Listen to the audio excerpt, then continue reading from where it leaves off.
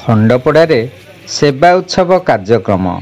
Khandapada block ଅଞ୍ଚଳରେ ନବମ ବାର୍ଷିକ ଜିଲ୍ଲାବ୍ୟାପୀ ସେବା ଉତ୍ସବ ବୁଧବାର ଅନୁଷ୍ଠିତ ହୋଇଯାଇଛି। ସୂଚନା ଅନୁଯାୟୀ ଆଜିର ଯୁବପିଢ଼ିଙ୍କୁ ସେବା ଧର୍ମରେ ବ୍ରତୀ କରିବା ସହ ଗରିବ ଅସହାୟଙ୍କୁ ସହାୟତାର ହାତ ବଢ଼ାଇବା ପାଇଁ ଗତ 8 ବର୍ଷ ଧରି ନୟାଗଡ଼ରେ ଜିଲ୍ଲାବ୍ୟାପୀ ଏହି ସେବା ଉତ୍ସବ ଅନୁଷ୍ଠିତ ହେଉଛି। ଏହି ଉତ୍ସବ ଜୁଲାଇ 15 ତାରିଖରୁ ଆରମ୍ଭ ହୋଇଥିବା ବେଳେ ଏହି କ୍ରମରେ ଆଜି ଖଣ୍ଡପଡ଼ା ଅଞ୍ଚଳରେ ଅନୁଷ୍ଠିତ ହେଉଥିବା ଦେଖିବାକୁ ମିଳିଥିଲା। ଖଣ୍ଡପଡ଼ା ନିକଟସ୍ଥ ଆଦିବାସୀପଡ଼ା ଗୋଳାପୋଖରୀ ସାହସପୁର ଗ୍ରାମ ସମେତ ଖଣ୍ଡପଡ଼ା ସହର ବିଭିନ୍ନ ସ୍ଥାନରେ ଗରିବ ଅସହାୟ ବ୍ୟକ୍ତିମାନଙ୍କୁ ବସ୍ତ୍ର, ଚପଲ ଓ ଖାଦ୍ୟ ସାମଗ୍ରୀ ଆଦି ବଣ୍ଟନ କରାଯାଇଥିଲା। ସେବା ଉତ୍ସବ ସମିତିର ଅଧ୍ୟକ୍ଷ ଶିବରାମ ମହାପାତ୍ରଙ୍କ ତତ୍ତ୍ୱାବଧାନରେ ଅନୁଷ୍ଠିତ କାର୍ଯ୍ୟକ୍ରମରେ ସେବା ସମିତି ପରିବାରର କାର୍ଯ୍ୟକାରୀ ସଦସ୍ୟ ସରୋଜ କୁମାର ଚୌଧୁରୀ କାର୍ଯ୍ୟକ୍ରମକୁ ପରିଚାଳନା କରିଥିଲେ। ଅନ୍ୟମାନଙ୍କ ମଧ୍ୟରେ କାର୍ଯ୍ୟକ୍ରମରେ ସେବା ଉତ୍ସବ ସମିତିର ସଦସ୍ୟ ସୌମ୍ୟା ସ୍ୱୟଂ ପ୍ରଭା, ବର୍ଷା ପ୍ରିୟଦର୍ଶିନୀ, ସତ୍ୟନାରାୟଣ ବେହେରା, ଆଶୁତୋଷ ଦାସ ପ୍ରମୁଖ ସାମିଲ ହୋଇଥିଲେ। ଦାରିଦ୍ର୍ୟର ସୀମାରେଖା ତଳେ ବାସ କରୁଥିବା 150ରୁ ଉର୍ଦ୍ଧ୍ୱ ଅସହାୟଙ୍କୁ ସାମଗ୍ରୀ ବଣ୍ଟନ କରାଯାଇଥିଲା।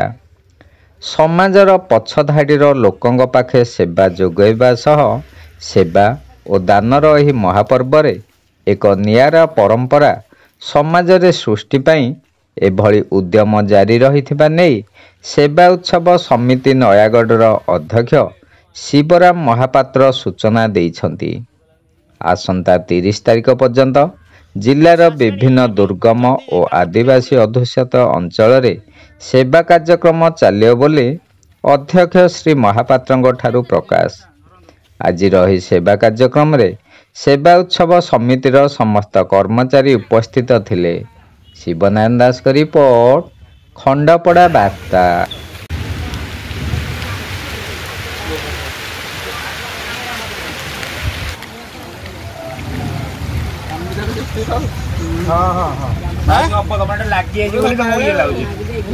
वर्ष है कार्यक्रम विगत 8 वर्ष धरी कार्यक्रम चलता। ये 9 वर्षर उत्सव। 9 वर्षर उत्सव आमर जो लोकंर नयागढ़ जिलार समस्त 8टी जाक ब्लॉक रे दुर्गम आदिवासी अध्युषित अंचल आम सेवा कार्य जारी रही।